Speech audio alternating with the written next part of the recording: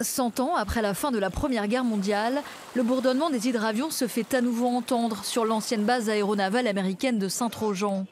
Cette fois, c'est un civil français qui amérit, accueilli par le consul des États-Unis. Très fier de vous rencontrer. Ça n'a pas beaucoup changé parce qu'en 1917, on utilisait aussi des hydravions à coque comme celui-là. Et les problématiques sont les mêmes. Quand on a trop de clapots, trop de houle, eh bien, ça rebondit fort. Saint-Trojan, base stratégique de la guerre sous-marine qui se joue entre Allemands et Alliés. À l'été 1918, 350 marins américains prennent leur quartier sur l'île d'Oléron.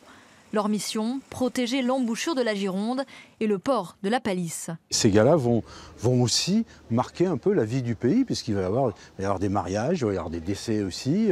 Il y en a qui sont partis, il y a des jeunes filles d'ici qui sont parties aux États-Unis, mais il y en a d'autres qui ont laissé leur vie à Oléron. Très vite, pourtant, le sort s'acharne sur la base américaine aux allures de petit paradis.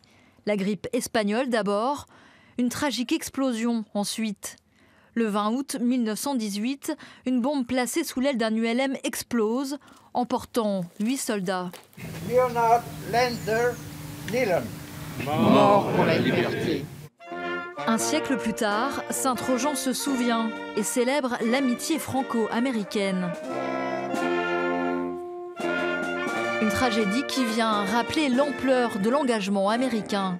Plus de 2 millions ont servi ici en France pendant le conflit, dont 116 000 ont perdu leur vie. En quelques semaines seulement, les aviateurs américains réalisent ici 246 missions. Mais entre maladies et tragédies, Saint-Trojan restera dans l'histoire comme la plus meurtrie des 27 bases américaines en Europe.